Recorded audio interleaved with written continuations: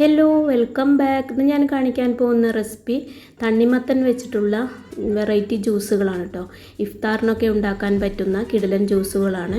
അപ്പോൾ നമുക്കിതെങ്ങനെ ഉണ്ടാക്കുന്നത് നോക്കാം. ഞാനപ്പോൾ ഇതിനായിട്ട് ഒരു തണ്ണിമത്തൻ എടുത്ത് അതിൻ്റെ പകുതി കട്ട് ചെയ്തിട്ട് ഇതിൻ്റെ ഒരു പകുതി വെച്ചിട്ടാണ് കേട്ടോ ഒരു ജ്യൂസ് ഉണ്ടാക്കുന്നത്. ഈ ഒരു കഷ്ണം വെച്ചാണ് ഒരു ജ്യൂസ് ഉണ്ടാക്കുന്നത്. അപ്പോൾ അതാ ഇത് കുരുവൊക്കെ കളഞ്ഞ് കട്ട് ചെയ്ത് മിക്സിയുടെ ജാറിലേക്ക് ചേർത്ത് കൊടുക്കാം.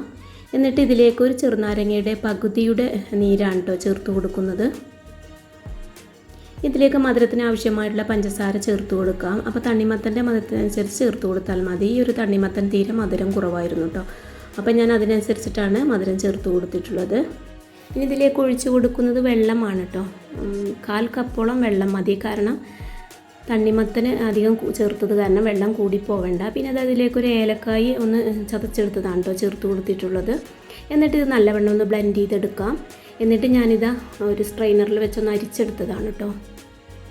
ഇതിലേക്ക് തണുപ്പിന് ആവശ്യമായിട്ടാണ് കേട്ടോ ഞാൻ ചേർത്ത് കൊടുക്കുന്നത്.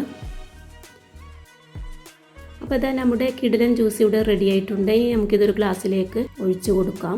ഈ ഒരു പീസ് വെച്ചിട്ട് 2 ഗ്ലാസ് ജ്യൂസാണ് കേട്ടോ ഉണ്ടാക്കിയെടുത്തിട്ടുള്ളത്. അപ്പോൾ ഈ തണ്ണിമത്തന് കളറ് കുറവായിരുന്നു, നല്ല ചുവപ്പ് കളർ ഉണ്ടായിട്ടുണ്ടായിരുന്നില്ല. അതാണ് കേട്ടോ ഈ കളർ ഇങ്ങനെ ഇരിക്കുന്നത് ജ്യൂസിൻ്റെ. അപ്പോൾ ഇത് നോമ്പ് തുറക്കുന്ന സമയത്ത് കുടിക്കാൻ പറ്റുന്ന ഒരു കിടിലൻ ജ്യൂസാണ് കേട്ടോ. ഇനി അടുത്ത് വേറെ ജ്യൂസാണ് കേട്ടോ ഞാൻ ഉണ്ടാക്കിയെടുക്കുന്നത്. ഇനി ജാറിലേക്ക് ഞാൻ ചേർത്ത് കൊടുക്കുന്നത് ആ തണ്ണിമത്തൻ്റെ ഒരു പകുതി ഉണ്ടല്ലോ, അത് കുരുകളഞ്ഞ് കട്ട് ചെയ്താണ് കേട്ടോ ചേർത്ത് കൊടുക്കുന്നത്. പിന്നെ ഇതിലേക്ക് ഫ്രീസ് ചെയ്ത പാലാണ് കേട്ടോ ചേർത്ത് കൊടുക്കുന്നത്. ഒരു 1/2 കപ്പ് പാലാണ് ചേർത്ത് കൊടുക്കുന്നത്. പിന്നെ മധുരത്തിന് ആവശ്യമായിട്ടുള്ള പഞ്ചസാര ചേർത്ത് കൊടുക്കാം. എന്നിട്ട് ഇതൊന്ന് ബ്ലെൻഡ് ചെയ്തെടുക്കാം. അപ്പോൾ ഇത് ഞാനൊന്ന് സ്ട്രെയിനറിൽ വെച്ച് അരിച്ചെടുത്തതാണ് കേട്ടോ. എന്നിട്ട് ഇതിലേക്ക് സബ്ജ സീഡ്സ് കുതിർത്തി വെച്ചിട്ടുണ്ടായിരുന്നു, അതാണ് കേട്ടോ ചേർത്ത് കൊടുക്കുന്നത്. എന്നിട്ട് നല്ലവണ്ണം ഒന്ന് മിക്സാക്കി എടുക്കാം. ഇനി ഇതിലോട്ട് തണുപ്പിന് വേണമെന്നുണ്ടെങ്കിൽ ഐസ് ക്യൂബ്സ് ചേർത്ത് കൊടുക്കാം. ഫ്രീസ് ചെയ്ത പാലായത് കാരണം അത്യാവശ്യം നല്ല തണുപ്പുണ്ട് കേട്ടോ. അപ്പോൾ ഞാനിതൊരു 3-4 പീസ് ഐസ് ക്യൂബ്സ് ചേർത്ത് കൊടുക്കുന്നുണ്ട്. എന്നിട്ട് നമുക്കിതൊരു ഗ്ലാസ്സിലേക്ക് ഒഴിച്ചു കൊടുക്കാം.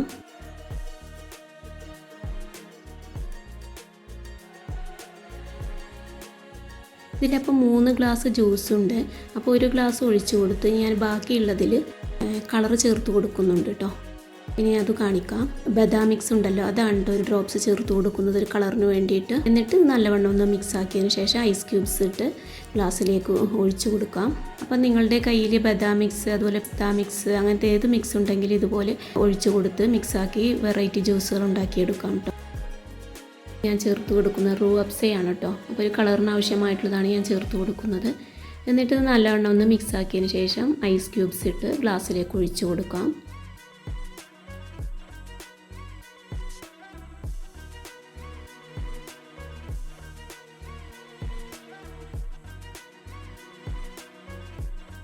അപ്പോൾ ഇത് ഈ റൂ അപ്സ ഒഴിച്ച ജ്യൂസ് ഇത് ചെറുതായിട്ടൊരു ലൈറ്റ് കളറാണ്, പക്ഷേ ഈ വീഡിയോയിൽ ഇങ്ങനെ കാണിക്കുന്ന കേട്ടോ കളറ്.